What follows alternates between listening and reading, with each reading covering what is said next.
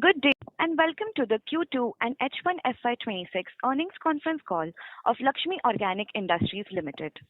As a reminder, all participant lines will be in the listen-only mode, and there will be an opportunity for you to ask questions after the presentation concludes. Should you need assistance during the conference call, please signal an operator by pressing star, then zero on your touchtone phone. Please note that this conference is being recorded. From the management, we have with us Dr. Rajan Venkatesh, MD and CEO, and Mr. Mahadev Karnik, CFO. We will now begin the call with remarks from the management team, followed by a question and answer session. Before we begin, I would like to point out that this conference call may contain certain forward-looking statements about the company, which are based on the beliefs, opinions, and expectations of the company as on the date of this call. These statements do not guarantee the future performance of the company and involve risks and uncertainties that are difficult to predict. I now hand the call to Dr. Rajan Venkatesh, MD and CEO. Thank you, and over to you, sir. Thank you. So again, namaskaram to one and all. Good morning, good evening, and good afternoon, depending on the time zone that you are dialing into. And also thank you for investing your time with Laxmi today. As we go through the commentary, the topics I would like to cover is just give you just broad strokes or where we are in the chemical industry. The second element is get you slightly closer to home, talk about the markets that we are serving, what are the demand signals from that. Give you quick updates on where we are in our journey across the various verticals, right? So let me start first on the global chemical industry. There, the trajectory continues to be shaped by regional dynamics, given the supply side overcapacities that we are experiencing. I think many of us who have been tracking the industry, we certainly see there is a lot of targeted efforts towards cost optimization. There's a lot of shutdown and or restructuring of structurally subscale and non-competitive assets. And there are also the conversations around rerouting of supply chain linked to evolving tariffs. So that's the backdrop. So I would say it would be fair to say that the backdrop that we are operating in chemicals was demanding and continues to be demanding.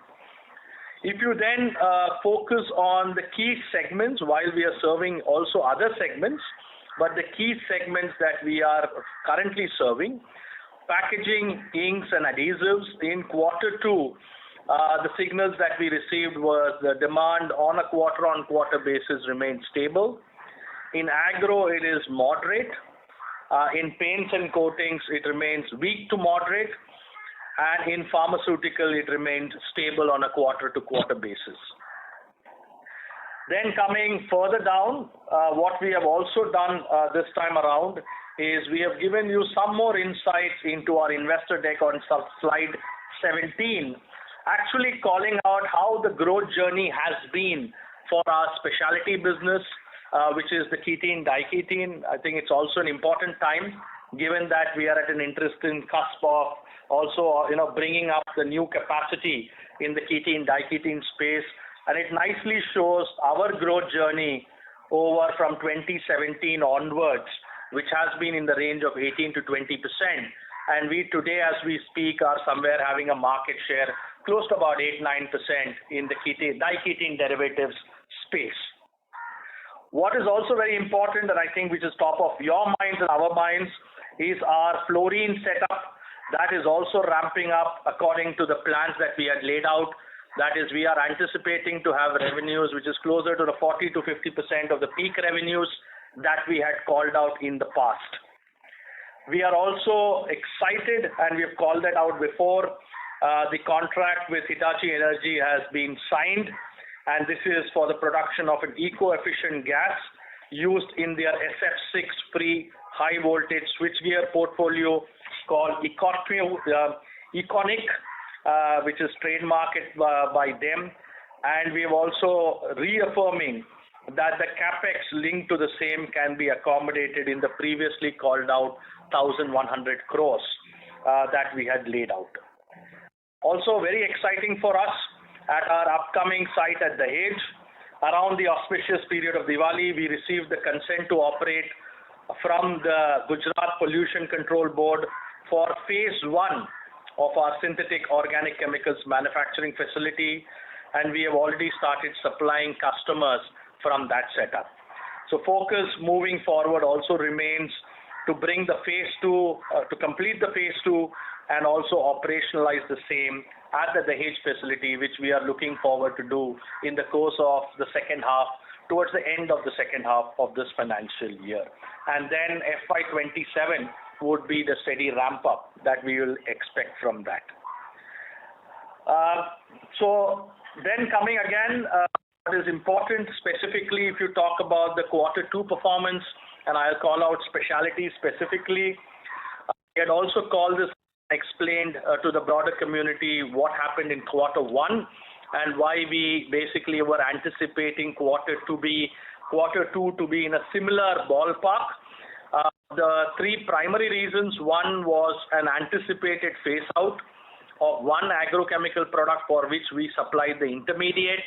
Like we called out the last time around, the alternative product is mapped already. The second one is deferred deliveries to global customers, which will now happen in the second half. So in this half of the financial year, between Q3 and Q4. And what we also have noticed, which we also did call out last time, is market price moderation across the segment. So that's an important element I would like to again restate and park with the whole audience. And also I think what would be interesting for the audience to know is we are currently in a scheduled turnaround at our site 2, that is our specialty ketene diketene setup. And this turnaround is happening as we speak, and we are expected to come out of this turnaround by middle of this month, the middle of November. We are still in October, I forget, by the middle of November. So scheduled turnaround taking place according to time and also expected to start up on that basis. With that, I will pass it across to my colleague Mahadev, who will take you through a little more granularity on the financials. Yeah, thank you, Rajan. So I will take you through the financials in brief for Q2. And we have called it out in Q1 that the EBITDA would be in the range of Q1, and we are happy to say that we have kind of maintained the same. So on revenue front, our revenue declined by 9%, mainly coming from specialty, which is 20% decline, as Rajan called out. Out of this 20%, 10% was for the anticipated phase out of the product. 7% was the market price moderations, and rest was deferment of the orders to next half. This essential revenue saw a decline of 5%, mainly the price linked to the feedstock. The volumes are in line with last year. In case of gross margin, the gross margin is at 33.1% versus Q1 of 30.8% and versus last year of 35.8%. It's mainly coming because of the product mix versus last year in specialty chemicals business. Our total expenses are declining year on year basis by nearly 5%. That shows that we are having a lot of cost control here. And EBITDA stands at nearly 37 crores versus 74 crores last year. Though EBITDA margin profile has gone down from 9.7 to 5.3. Depreciation, because of the change in methodology, has come down from 27 crore to 19 crore. Finance costs remain nearly broadly in the same line. So post that, the PAT has declined from 28 crore to 110 crore. In spite of this, our cash flow from operation remains robust at 153 crores, and our debt to equity ratio is at 1.17, which is very much robust. We will get into the capex cycle and borrowing cycle in H2. and we will be in ballpark of nearly 400 to 500 crores of term loans by H2. So with that, I will leave it to Tanay for further question and answer. Thank you, sir. We can begin the question and answer session. Thank you very much. We will now begin the question and answer session. Anyone who wishes to ask a question may press star and one on their touchtone telephone. If you wish to remove yourself from the question queue, you may press star and two. Participants are requested to use handsets while asking a question. Ladies and gentlemen, we will wait for a moment while the question queue assembles.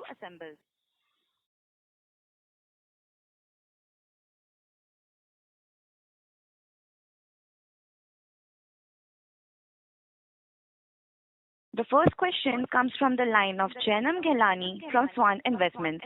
Please go ahead. Hi, sir. Thanks for this opportunity. So, my first question is, as you mentioned in your opening remarks that we have some deferred shipments to for the H2. So, would it be able to quantify as to in terms of value or volume that how much would that be?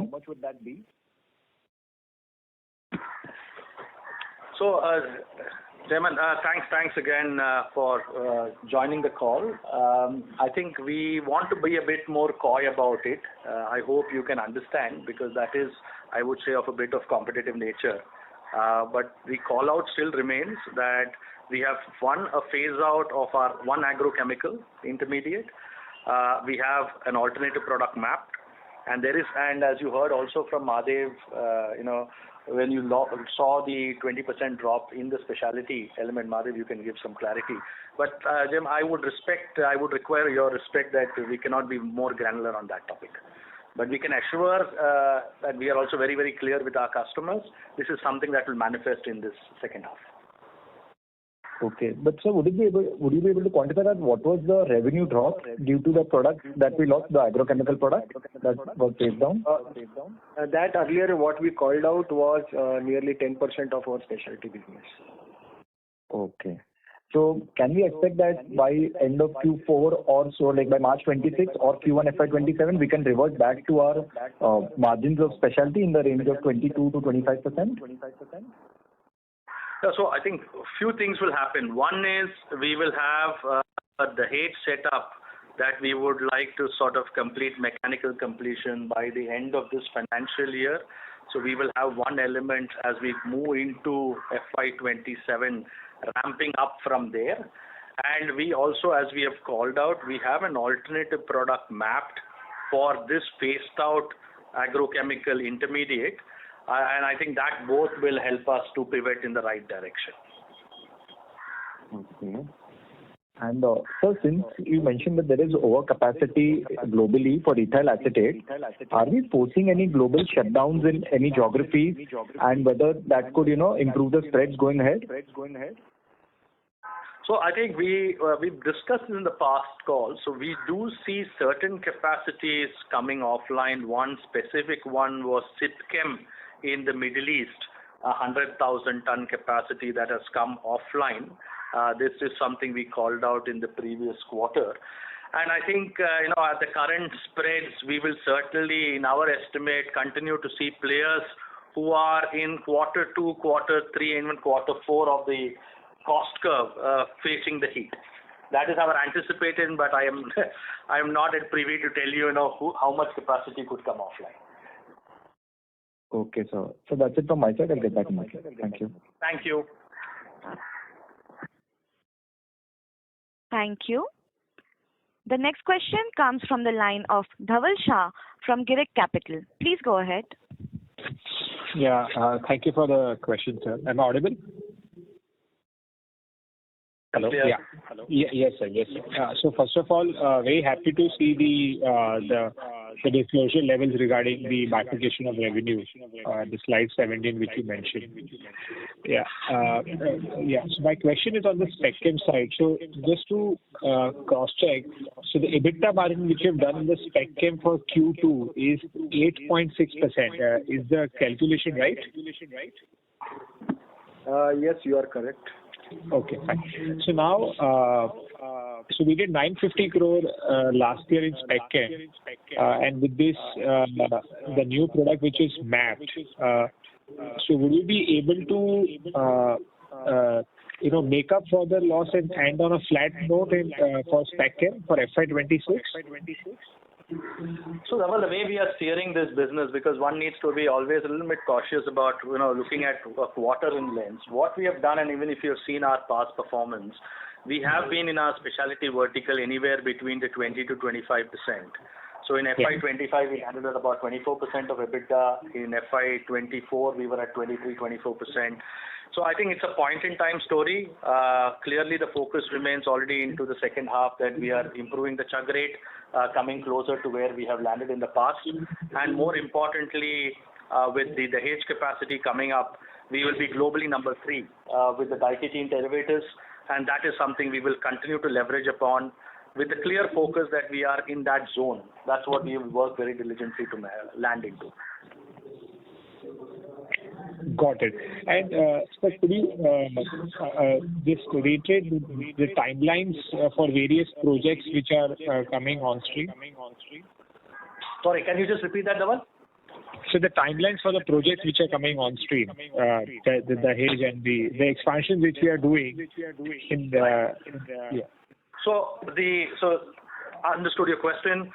First is the fluorination project which is happening in Lote. That is already has taken good shape, and we are ramping up. So FY26 is the first year of ramp up, and as I called out, we anticipate to be closer to the 40 to 50% of the peak revenues in this financial year for that project.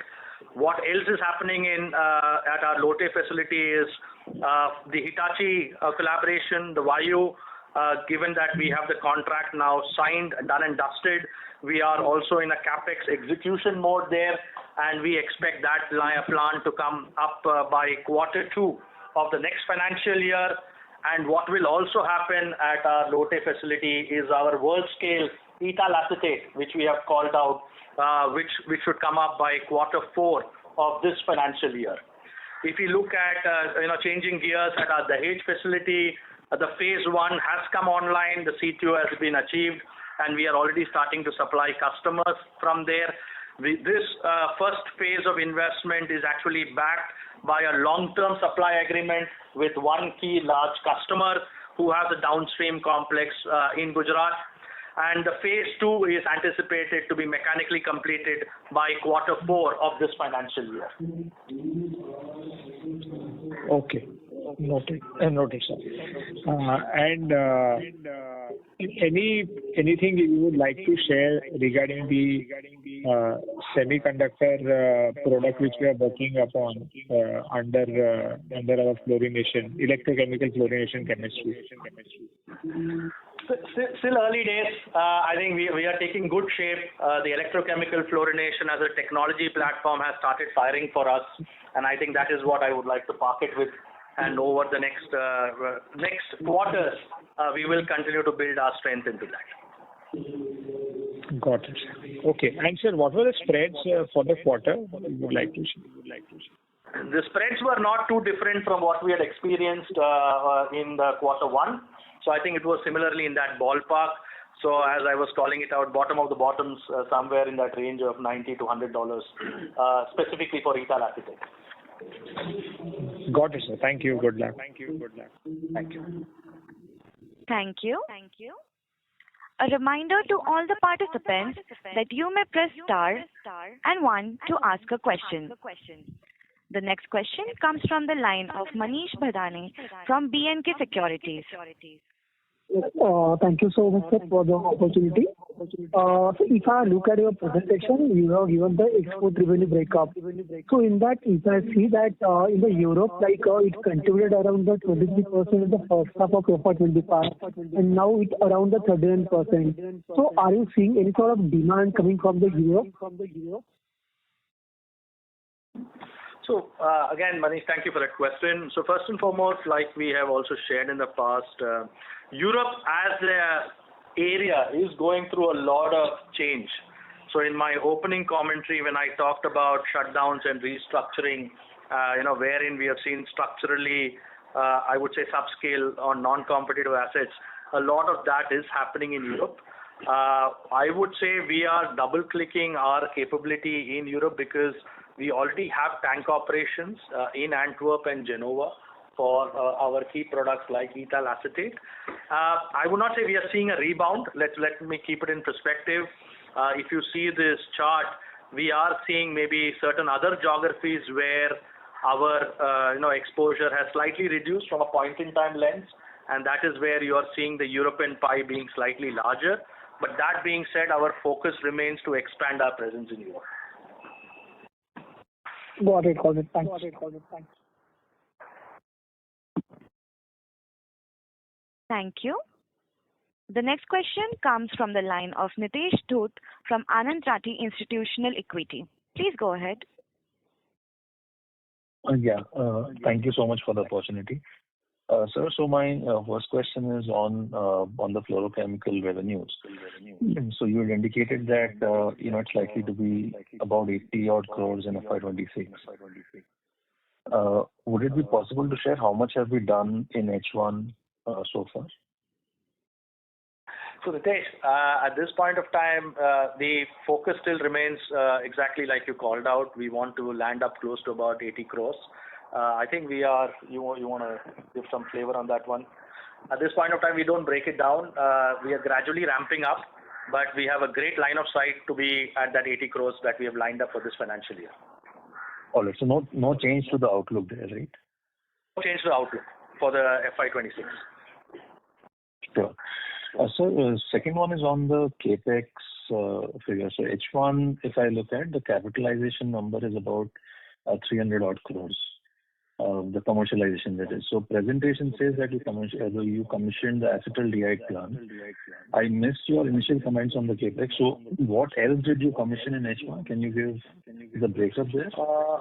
So part of the Lotte plant also got capitalized in Q1. And in Q2, we capitalized the acetaldehyde plant in Dahej. Oh, sure. And can you give the breakup? I mean, the amount? I mean, how much was it for acetaldehyde? 10 crores. All right. So just the last one on the Hitachi project. I mean, any update there on the on the proposed capacity? By when is it likely to commission? So we stand with what we had communicated in the past. This is a 60 metric ton capacity that we are setting up. Capex is 75 crores, and mechanical completion is anticipated by Q2 of the next financial year. All right. Okay, so thank you so much for answering my questions. Wish you all the best. Thank you. The next question comes from the line of Harsh Shah from Axis Capital. Please go ahead. Hi sir. Thanks for the opportunity. Sir, you mentioned mentioned that you have already started supplying to one of the customers from the phase 1 of Dahej plant. So just wanted to know what kind of commitment you have, what portion of the capacity is already tied up with that customer. That is my first question. So Harsh, we have a multi-year contract with the customer, and the majority of the capacity has been lined up contractually with that customer. All right, sir. All right. And the second question on the essentials volumes. So in this quarter, this is the commentary which Mahadev gave. The essential volumes are largely steady. So have we reached the full capacity utilization there, or there's still headroom to increase the volumes from the existing capacity? So Harsh, if you have been sort of tracking us, we've been diligently building on our operational excellence journey, churning out more from our existing asset base. And I think that remains the key focus. While we've seen big jumps in the previous years, we are at this point where you will not see double-digit jumps, but we will continue to sort of juice out our assets, because we believe we are in a good cost position, and that is what we are leveraging. That then the other lens is the new capacity which is coming up, which is ascribed to our essentials business, the phase 1 at the H. And also, as I called out, the world scale ethyl acetate, which should be, mechanically complete by Q4 of this financial year. That would all aid us into the next financial year. All right, sir. All right. And sir, just a follow-up on the first question. So, the contract which you have signed with the customer, so is there a step-up arrangement or the volumes are evenly distributed across years? Can you just repeat your question, Harsh? So the long-term contract which you have signed with the customer, so there is a step-up arrangement, so volumes will gradually increase over the years, or they are evenly distributed across that contract tenure? It will gradually increase, but the customer has already set up his manufacturing facility, so that's why it's a good timing. All right. That's all from my side, sir. Thank you so much. Thank you. Thank you. The next question comes from the line of Rohit Nagraj from B&K Securities. Please go ahead. Thanks for the opportunity. First question is on the incentive. So on slide 25, we have given the bifurcated adjusted EBITDA. But if I look at the reported numbers, it seems that there is no line item below the EBITDA which has this incentive income. So how there is a difference between the reported 371 million EBITDA and over and above that incentive income is coming? So let me clarify. In the GST incentive is part of 371 EBITDA. As we are eligible for this site, the incentive as per Maharashtra government's incentive scheme, we have considered it as a sales and revenue from operations. Sorry, so just clarification, there is another number. I'm sorry to interrupt you, Mr. Rohit, but can you please use a handset while speaking? Yep. Yeah. So there is another element, 23 million, which is there. So what is that for then? So that's the GST incentive, 23 million. That so out of the number. Yeah. Okay, sure. Thanks for the clarification. Second question is in terms of the capex plan. So out of the total 1,100 crores, where are we currently, and how are we planning in terms of FY26 and FY27 capex number? And what are the timelines for each of the projects for commissioning?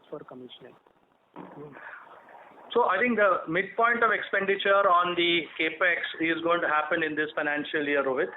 As I called out, the startup timelines, phase 1 at the Dahej has already happened as we called it out. The phase 2 of the Dahej mechanical completion is anticipated by Q4 of this financial year. At our Lote facility, basically it's the ramp up that is happening.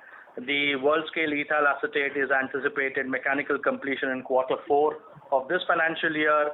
And for the Vayu project, which is the partnership with Hitachi, basically the capex execution has started, and we are anticipating by Q2 of the next financial year mechanical completion for the same. Sure. It means that for by FY26 end, we will have about 550 crores of the capex completed. And then FY27 and 28, the rest of the 550 crores will come in. Is that assumption right? As per my estimate, it should be around 800 crores capitalization by FY26, and rest should happen in FY27. A big chunk of the capex, Rohit, is for the Dahej facility. And since that is going to get mechanical completed by Q4, so that's where a majority of the capex is being focused upon. Perfect. That's all from my side. Thanks a lot and all the best. Thank you. The next question comes from the line of Arthur from ICICI Prudential Mutual Fund. Please go ahead. Yeah. So just wanted to check the incentive which you mentioned is basically any period that you can highlight. So what period will be eligible for that? So it is as per the incentive scheme of the government. So it's for the earlier periods. That is what I can disclose currently. No. So basically, next quarter onwards, there will be no similar kind of. No. Because it is traffic. So it's an yearly affair. We will have to apply yearly to the government, and then we get those incentives. So it will not be quarterly, but for sure yearly. But Atul, to your point, the majority has got baked in quarter two, if that's the direction of your question. Got it. Thank you. Thank you. The next question comes from the line of Yash Mehta from Malabar Investments. Please go ahead. Thanks, team, for the opportunity. I had one clarification on the incentive side. The number is 234 million, which is the GST incentive, but the EBITDA for that is 23. I am trying to understand why is there such a large drop between what is coming in as incentive and what is getting recognized as EBITDA, because I would believe this is an additional line item that drops directly to the EBITDA. Let me clarify, Yash. We have not. We have kept that in income from operation, the GST, which is 234. So it flows down to adjusted EBITDA. What you are seeing at 23, that's a one-time expenditure of the Symphony project. That is there in quarter two. So the numbers are 23 and 234. That's why I think there is some confusion. Let me again clarify. 234 is part of our operating P&L. Okay, and 23 is, if you can repeat what that is. 23 was the Symphony project for the supply chain transformation that we are getting into, which we have incurred for this quarter. Got it. No, I understood. Previous quarter also we had called out here. Yeah. That was. Fair. And sir, the other is the 230 crore specialty revenue in last year in Q2FY26, which is today 183. One element of the bridge there is that almost 10% of the revenues were impacted because of the agrochemical products being phased out, which is a one-time number. Here there are 2-3 other moving parts. So you would have included the GST incentive of 23-24 crores in the specialty revenue. That kind of takes care of the drop. But the additional drop is coming despite the increase in fluorine chemicals project. I'm trying to understand the bridge in the fall and what all factors have influenced the decline. So I think, yes, it's a specific, very granular question. We are happy to clarify that. Why don't we take this as a follow-up, and then we can sort of get into that level of granularity that you're seeking. Let me just again clarify, apart from what you called out, the agrochemical phase-out, there are two other elements, that is the deferred deliveries, which we also called out in quarter one, which will now happen in the quarter between quarter three, quarter four of this financial year.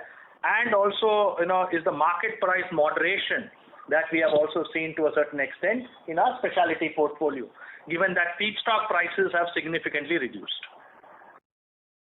Got it. So the factors that are so the question is, the factors that are affecting larger part of the decline seem to be one time related to this quarter rather than the next 2 quarters. Yeah, apart from the agro, which is the one-off, the other thing on the market price moderation, I think that will accompany us depending on how the feedstocks are developing. But the deferred deliveries is something which will recover in the second half.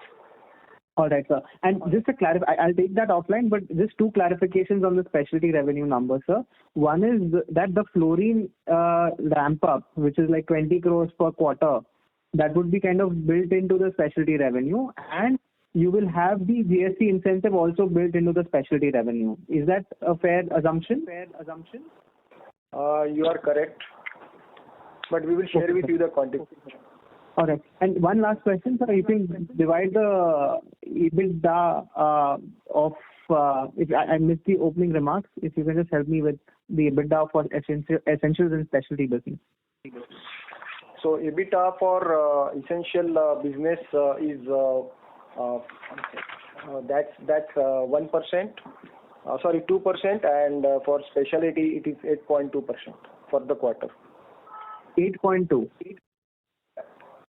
Okay, thank you. Thank you.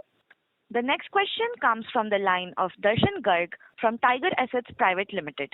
Please go ahead.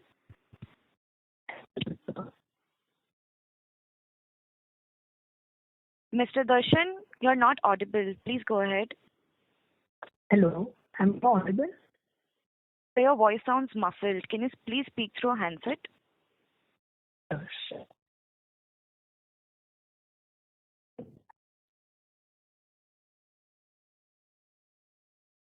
Hello, sir. Am I audible? Yes, you're audible now. Sir, wanted to know related to the SF6 replacement. So, what is the opportunity size for us? Darshan, thanks for the question. Let me just call out what we have stated. Fundamentally, the first wave is 60 metric tons that we will be establishing.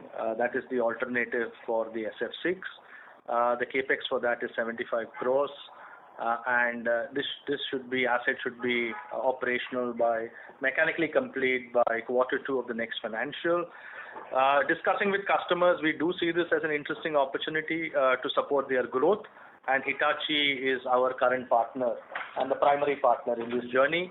The technology is very much Laxmi's technology, so there is no exclusivity, and we can continue to also grow this. That's the way we would view it, Darshan. At this point of time, happy to take up specifics thereafter. So do you have any approx number in your mind for the Porsche?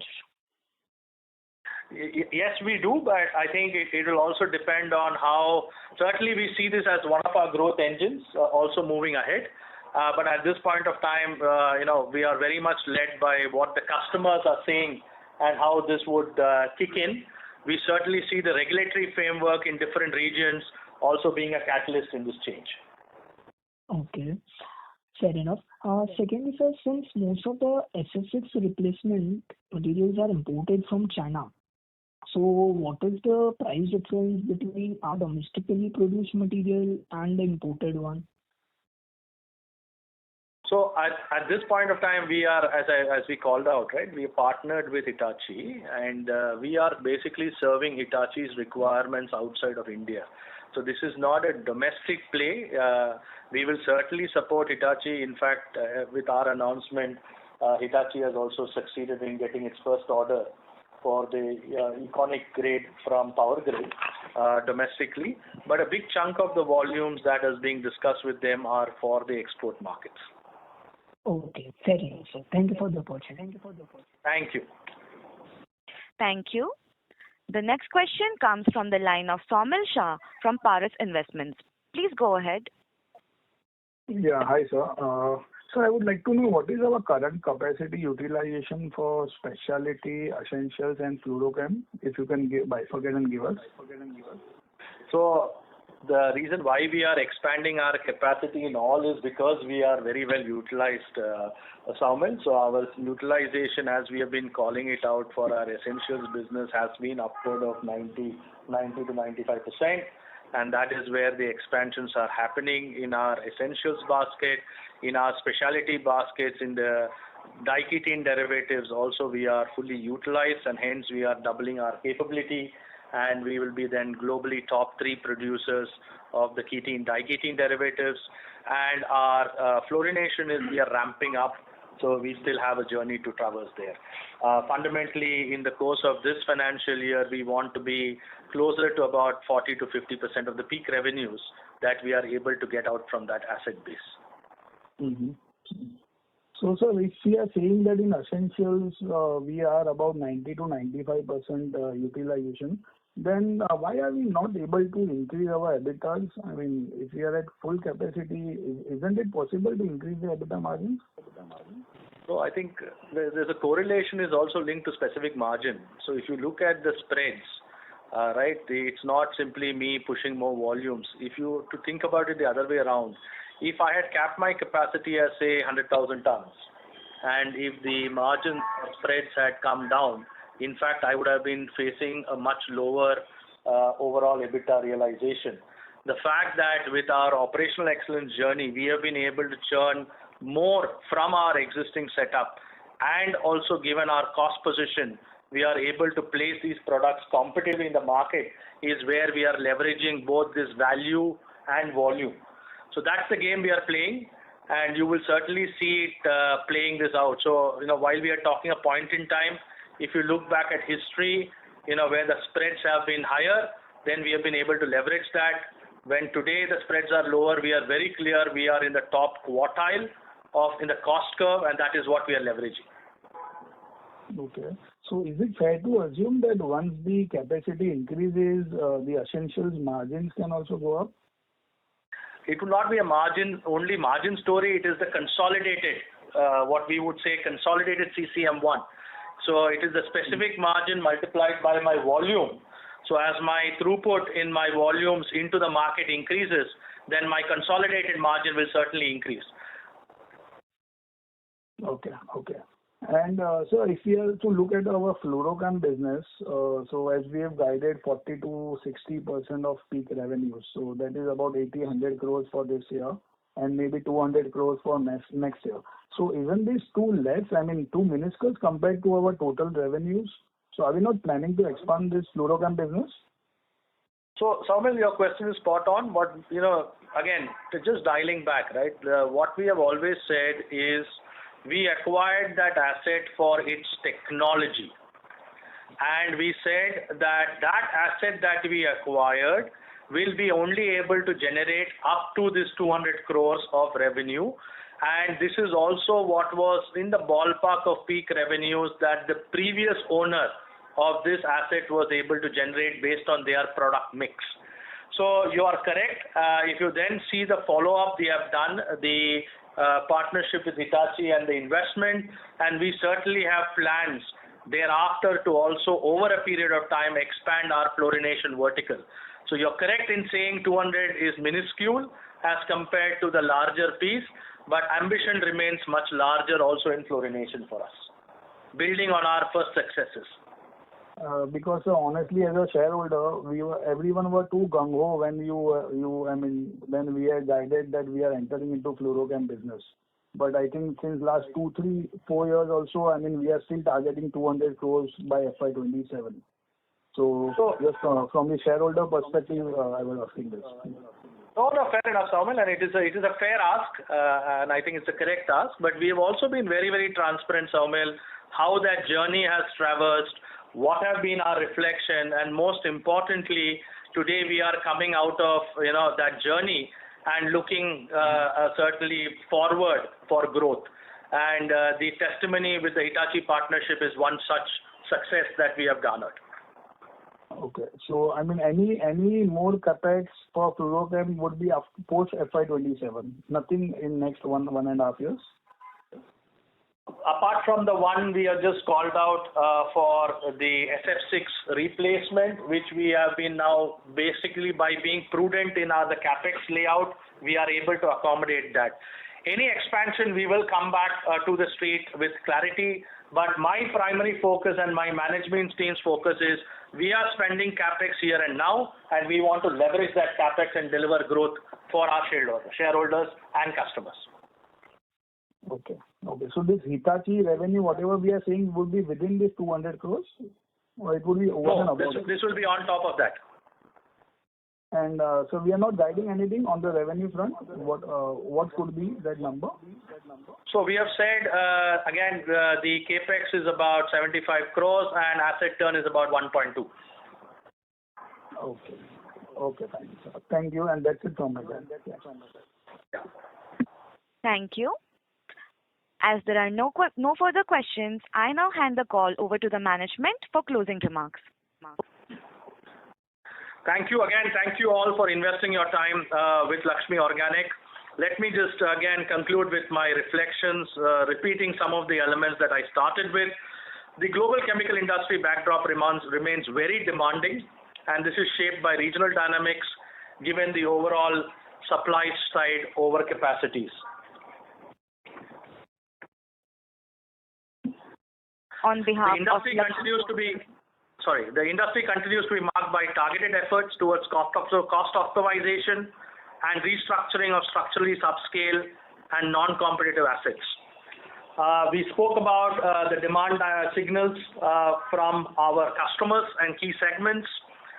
We spoke about the specialities, the performance into quarter two, and how we are also lining up, especially if you talk about specialities into quarter three.